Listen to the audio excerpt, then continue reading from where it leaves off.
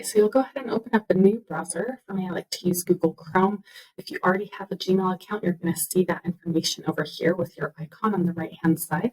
So if you click on the drop-down for your icon, it's going to show you the list of different options for which account to use for the future. If you already have the Experiences Gmail pulled up, you can pull that one up. If not, go to add another account, type in the information and of course the password as well. And then once you're logged into that particular calendar, again, you want to just make sure that you're seeing your icon here on the right-hand side, if not dropping down to the calendar of what you want to view. So on the left-hand side, you can have the different information highlighted. If you want to have the SMSA land use highlighted for the permitted guides for reference, you can use that here. I won't go into detail in that in this video, but there will be other videos for that in the future. So just kind of keeping it simple for right now and using this more so for training in terms of how to input your information for recurring events and also for vacation times offs. So if you go to the particular day, perhaps if when you have a day off request or a recurring event, if you just put in super simple, the more simple the better for us, just off. You don't need to include why you're off or any of the other details, but you can just put off there.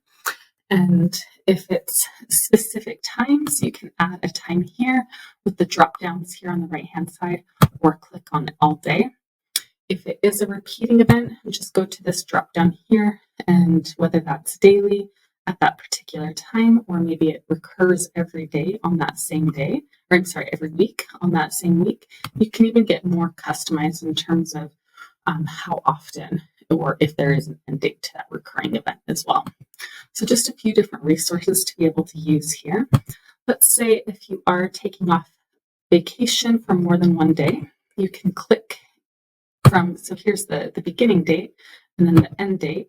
So if we click on the end date, clicking on the days that you're scheduled to be off, and if it's all day event, you can go there. You can get more specific by adding particular times of when you'll be off. So say, for example, for this trip, I'll be available during the day, but not after 5 p.m. on Sunday, and then until June 16th and at until 7 p.m. So you want to go ahead and make sure that you are saving that under your guide color. For mine, it's tomato. And then we'll go ahead and click save. And just double checking for reference that that is saved. You might need to use the drop down information to see that that did go through. And just double checking to see that you do have the correct dates and the correct times in here. And say, for example, if you do have a recurring task, that's going to show up a little bit differently, where underneath it will show weekly every Wednesday too. So for those of you who have iPhone, you might have to go to the App Store and download Google Calendar. And so once you have that downloaded, you'll go ahead and pull up the Google Calendar. Over here on the right-hand side, you'll see all of the accounts that are associated with your Google Calendar. So here you might need to just add another account to add Sedona Mystical Experiences at gmail.com, which is our shared Google Calendar here. So once you go ahead and input that email in, I'm not going to type in the whole email, but you get the gist, basically email and password there. It'll take you into that account directly. And so if you like to have your calendars separated, what you can do is go over here to the left-hand side. You'll see those 3 lines, and then scroll through and you can highlight or unhighlight the information of what you want to have saved or shown. So if we go back to the calendar here, let's just say we want to only show the Sedona Mystical Experiences calendar.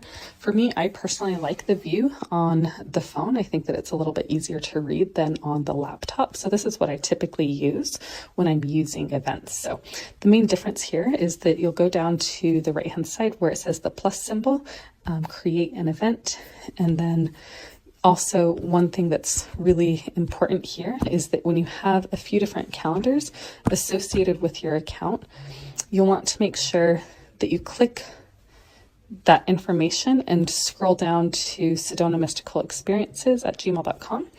And then again, choosing your color and the time as well of the event. So if it's an all-day event or if it's specific times, saving that information.